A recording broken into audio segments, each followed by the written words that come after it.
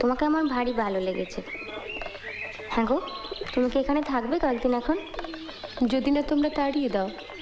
থাকলে বেশ ভালো হয়। ওই আলমারির কোনো ইংরেজি বই আমি পড়তে পারি না, তুমি থাকলে অন্তত পড়ে শোনাতে পারো।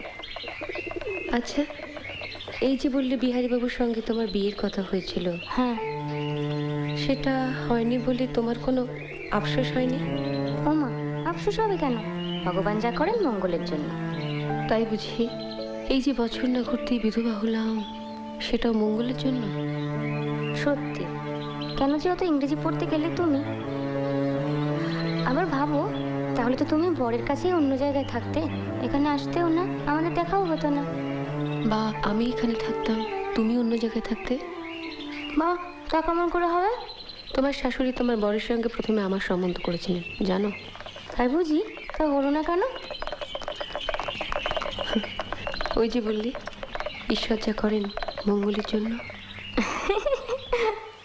ভেবেছিলাম বলবো চলো আমরা সই পাতাই, এখন দেখছি সতীর পাতাতে হবে।